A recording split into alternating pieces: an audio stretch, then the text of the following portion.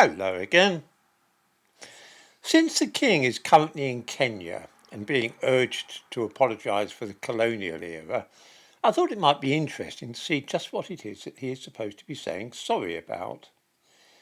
I have incidentally got a new microphone. I've reacted to the many complaints I've seen in the comments here about the sound volume, so we'll have to see if this makes any difference.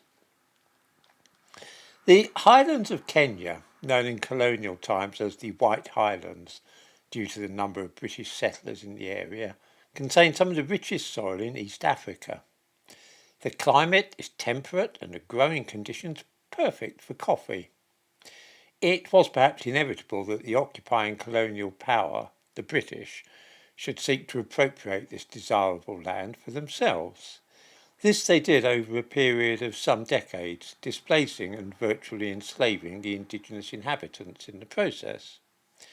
The natives were unwillingly transformed from free farmers to wage slaves working for white masters. Eventually, the injustice of the colonial system began to cause discontent, which led in time to a rebellion against British rule. As in so many other parts of the world which they colonised, the British used the time-honoured tactic of divide and rule in Kenya, which was known at one time as the East African Protectorate before becoming the Kenya Crown Colony. The main tribe in the area were the Kikuyu, and it was they who were living in the highlands which the British coveted. In order to subdue them, the British called on the services of the Maasai, who were only too happy to be given the opportunity of massacring those whom they regarded as their historic enemies. In this way, any possible organised opposition to British rule was neutralised and diverted instead into tribal warfare.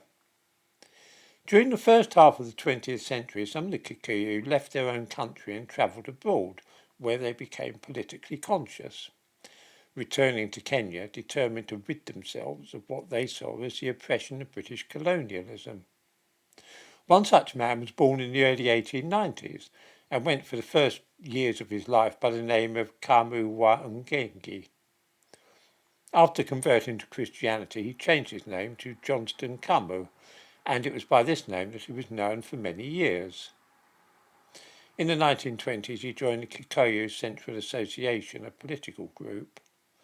Representing the KCA, he moved to London, where he became known as Johnston Kenyatta. Kenyatta spent almost 15 years abroad, most of it in England, but including a short spell in Moscow. In 1946, he returned to his own country and began agitating for the rights of the native Africans. In particular, he wished for the land seized by white settlers to be returned to the Kikuyu, and also for a timetable to be drawn up for independence. None of this endeared him to the white administration in Kenya. The futile efforts of such people as Kenyatta to achieve peaceful political change caused some Kikuyu to decide that the only option lay in an armed struggle against those who had stolen their land. This movement, which was known to the whites as Mau Mau, was inspired by men like Kenyatta, who had seen how the world outside Kenya worked and the way in which it was now changing. Nobody knows the origin of the phrase Mau Mau. The fighters themselves never used the expression, preferring to refer to themselves as the Kenya Land and Freedom Army, or KLFA for short. It was later suggested that Mau Mau was an anagram of Uma Uma, which to Kikuyu boys meant simply get out, and was directed towards the white settlers. Whatever the derivation of the term, the uprising, which began in earnest on 3rd of October 1952 with the stabbing to death of a white woman, was a very ferocious and bloody affair. There had already for some time been signs of discontent simmering below the surface, and when a chief who was friendly to the British was murdered a few days later, a state of emergency was declared and the Mau Mau uprising began in earnest. The threat posed by the Kikuyu guerrillas was never as great as the British tried to pretend. By demonising their enemies and making out that a serious rebellion was in progress, the British were able to tighten their hold on the country. These statistics of the conflict provide shocking confirmation of how little threat there really was to the white community. From 1952, when the campaign began, until the end of the emergency in 1960, a total of 12,893 black Africans were killed. In the same period, a mere 107 Europeans died. These figures included both civilians and fighters. The casualty numbers of black fighters and white soldiers were even more astounding. Throughout the whole 8 years of the Mau Mau emergency, over 10,500 black guerrillas were killed. Just 12 white soldiers died in action over that same period. The appalling death toll of Africans and tiny number of white casualties can be accounted for by the weapons being used by the different sides in the conflict. The Mau Mau fighters were in the main armed with machetes, knives, handguns and rifles. The British, on the other hand, had 6 battalions of well-equipped infantry, artillery and also air power. The RAF in Kenya flew their first mission on 18th of November 1953 and were withdrawn on 28th of July 1955. In just over 18 months, the Lincoln bombers in service at that time dropped a devastating 6 million bombs. Little wonder then at the enormous disparity in casualties. Military power was one string to the bow of the colonial administration in tackling the uprising. The other was that old standby of the British Army overseas, the concentration camp. Over 1 million civilians were herded into such places during the Mau Mau uprising. It was believed that the capital of Kenya, Nairobi, was the centre of the Mau Mau rebellion, and so an ambitious security operation was launched to drive any Africans from the city other than those who were definitely loyal to the white administration. On April 24, 1954, the British Army sealed off the African areas of the capital and began the enormous task of arresting every single black person living in Nairobi. The aim of Operation Anvil was to remove every person who might be even suspected of sympathising with the Mau Mau movement. In batches of thousands at a time, black men, women and children were detained and taken to huge compounds where they were questioned. By the end of the operation, 20,000 men had been identified as probably being Mau Mau supporters, and doubts had been raised about a further 30,000. Because Africans had no more rights in colonial Kenya than they did in South Africa, it was a fairly simple matter to deal effectively with those whom the British suspected of disloyal activities or even unfavourable attitudes.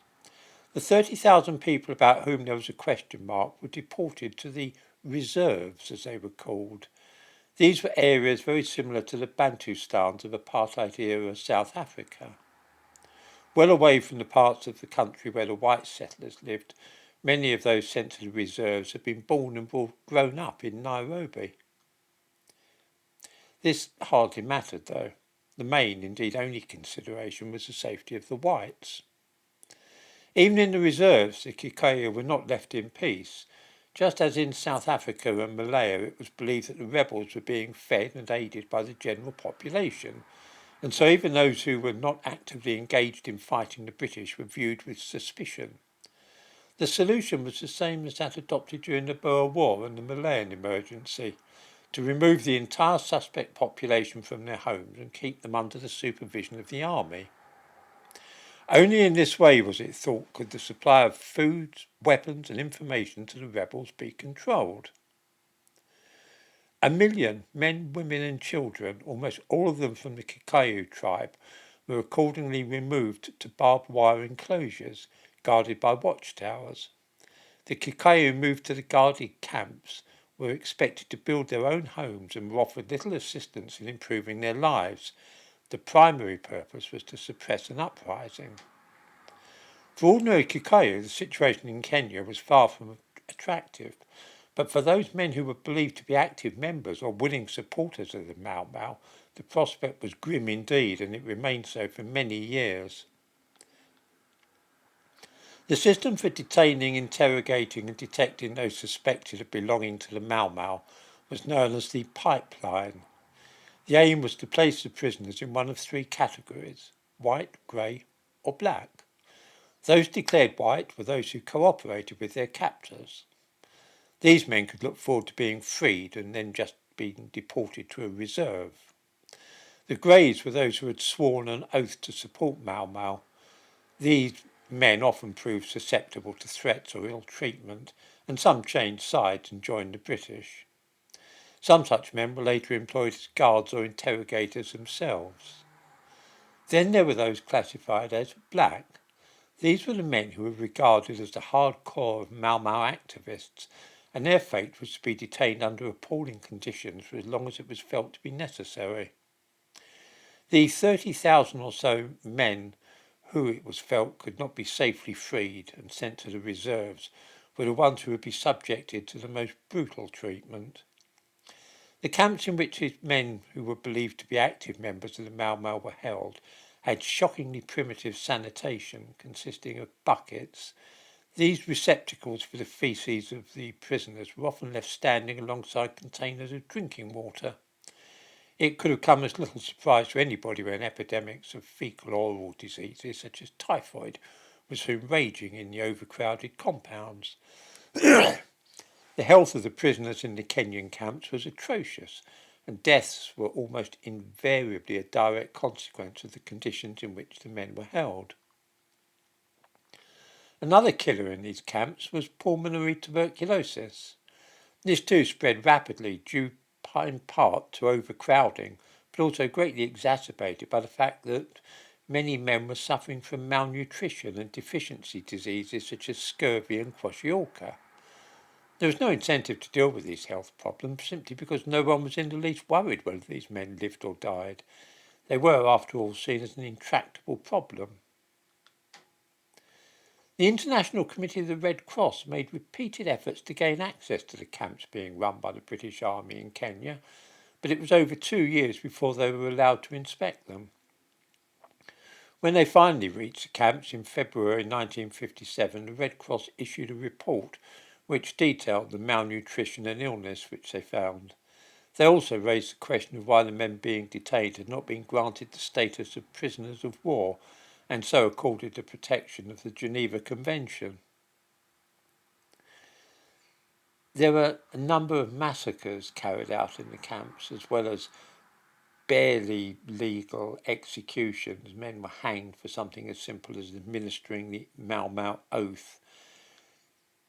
Kenya was finally granted its independence in 1963, but the legacy of the wholesale removal of people in this way to remote districts, very similar to the Bantustans of South Africa, as well as the many deaths in the concentration camps, has lingered on, I'm afraid, in the memory of many Kenyans. And it is this which has caused people to call for King Charles to apologise for the past excesses of the British administration there.